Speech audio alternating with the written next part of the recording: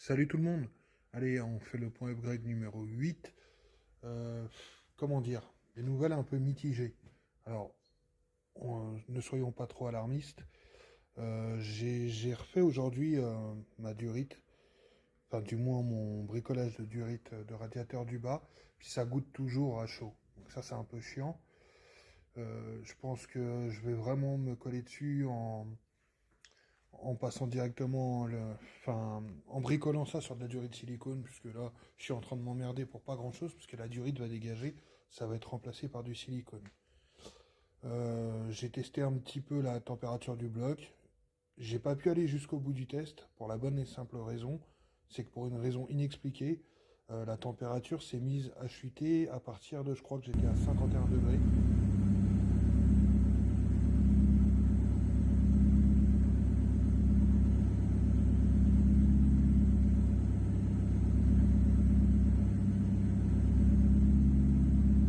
Puis elle est redescendue, mais vraiment d'un coup, à 25.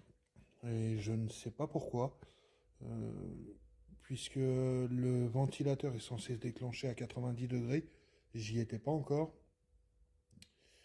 Après, est-ce que c'est pas le fait, est-ce que je suis pas sur la mauvaise prise et que ça c'est pour la sonde de température d'huile? C'est possible, je referai un test, mais je veux pas faire un test sans eau, ou voilà, donc je laisse refroidir le bloc pour pouvoir ouvrir le radiateur et remettre de l'eau déjà. Ensuite, j'ai eu un petit sifflement. Alors, je sais pas si sur la vidéo vous l'entendrez à cause du classement des poussoirs.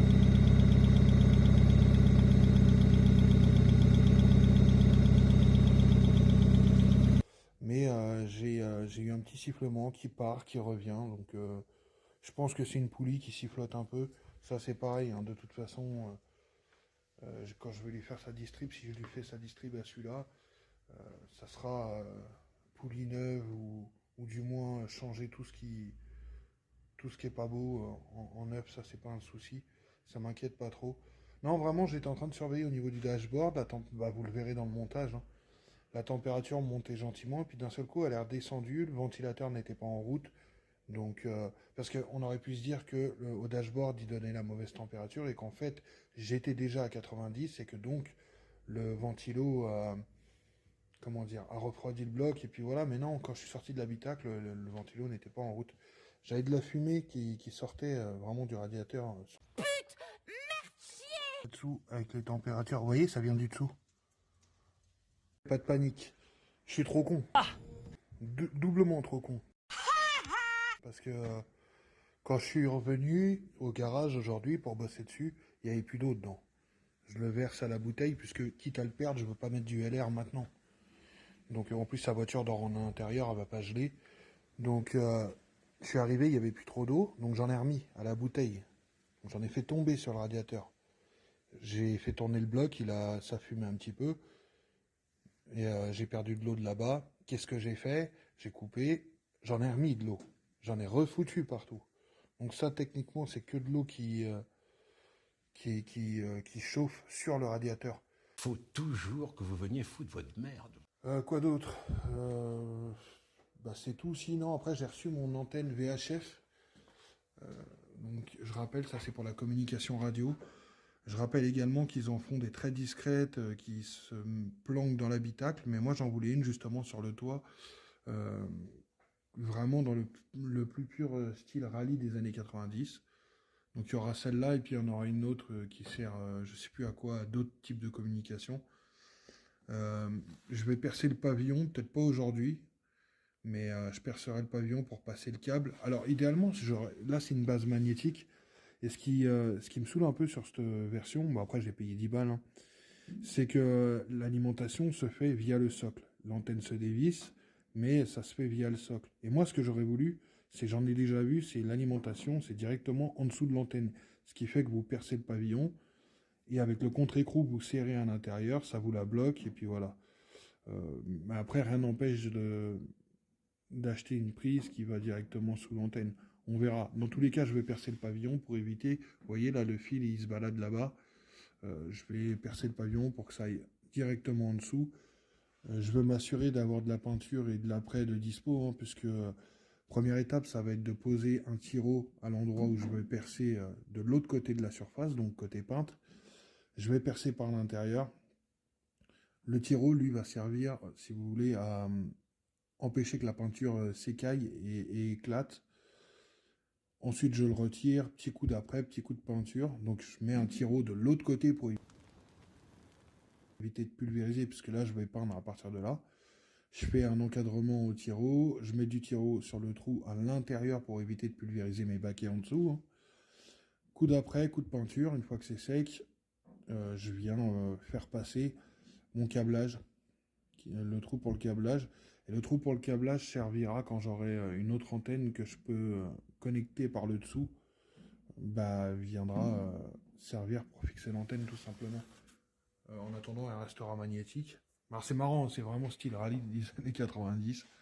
Puis quand on roule, quand on prend des vibrations, le truc qui fait un peu voiture radiocommandée comme certains disent. C'est mortel! Moi je trouve que ça fait vraiment rallye de ces années-là. Ensuite, on continue sur les mauvaises nouvelles par rapport au support d'étrier. Pour la bonne et simple raison, c'est que là où j'ai commandé sur eBay, ils ont vendu. Donc, je rappelle que moi j'avais commandé ces supports d'étrier là, qui étaient donnés, je m'étais trompé là pour le coup. Enfin, du coup, je remets tout en question, vous allez voir pourquoi. Il y avait marqué, quand je suis retourné voir pourquoi ça ne se montait pas, il y avait marqué Mazda Premacy, Mazda 323 F6, donc la BJ, tout ça. Bon, ok. Là, on va dire, j'étais persuadé de m'être trompé. Et le doute reste encore possible. Le doute m'habite. Là, je commande celui-là et je regarde bien plusieurs fois la liste des véhicules compatibles. Je vois marqué Mazda 121, 323C, 323 S, F, tout ce que vous voulez, génération 4, 5, 6 et plein d'autres. Je le commande et là j'arrive et puis je les compare. C'est la même référence. Même la référence gravée sur le support d'étrier est la même.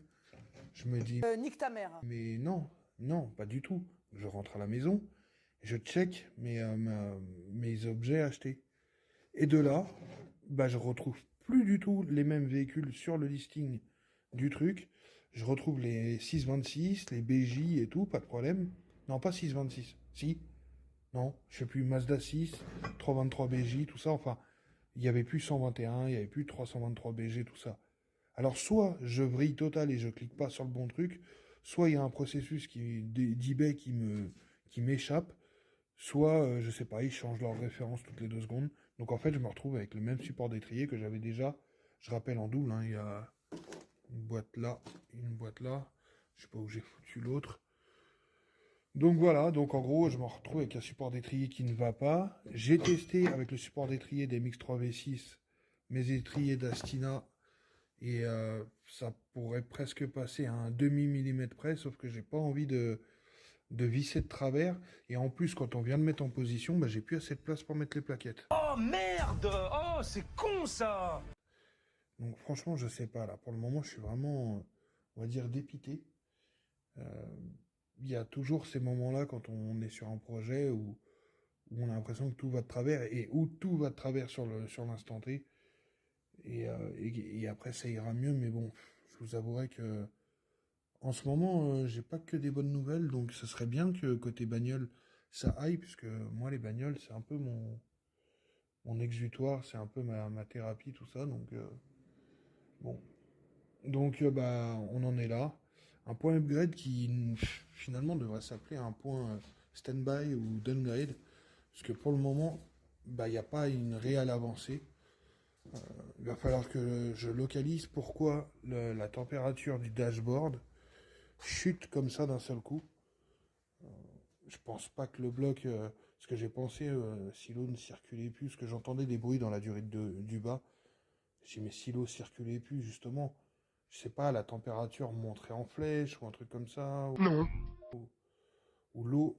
Et comment l'eau peut arrêter de circuler dans la durée du bas? Je veux dire, ça goûtait un peu, mais vous pouvez voir ce qu'il y a dans le bac. Alors attendez. On va regarder ce qu'il y a dans le bac. Ah merde, c'est pas en ayant perdu ça, et encore il en restait un peu dans le bac quand je l'ai mis en dessous, en ayant perdu ça dans mon moteur et le radiateur, que le bloc s'est vidé de son eau. Donc franchement, surtout que j'en ai mis dans le vase d'expansion en plus. Donc je sais pas. Je sais pas du tout pourquoi la température a chuté. Je pense que ce que je referai, c'est déjà je vais la changer de connectique, la prise de la sonde, et on va voir si elle calcule mieux. Je sais pas, peut-être aucune idée pourquoi ça a chuté comme ça. J'ai envoyé la vidéo à François, on verra si lui il a une petite idée du souci. Mais moi pour l'instant, je sèche. C'est une blague? Oh, c'était drôle ça. Bon, bah voilà, bah il me reste plus, bah je sais pas en fait, hein, pas grand chose à faire parce que je ne peux pas souder. Là tout est brûlant au niveau collecteur et tout, je vais pas aller y mettre les pattes pour refaire ma durite. Et puis comme je vous ai dit, il faudrait la redémanchonner, tout vider. Enfin, le bloc va se vider. Euh, Autant le faire directement avec de la durite silicone. Je pourrais pas la commander maintenant par contre. Donc je vais faire d'autres trucs sur la voiture, ce que je peux. On verra bien. Voilà, je pense que c'est le point upgrade le plus court que je pouvais vous faire. Non. On se retrouve bah, pour le 9e, parce que là on est au 8e, en espérant avoir plein de bonnes nouvelles. Je pense qu'en attendant, je vais mettre du produit de bruit anti-poussoir dans le bloc. De toute façon, je les avais eu avec des bons des bons d'achat. Donc bon, même si j'en mets un peu d'un bidon, il m'en reste un deuxième et tout, donc voilà. Bon, bah je vous dis à plus, et puis à la prochaine sur le prochain point upgrade. On va tous mourir.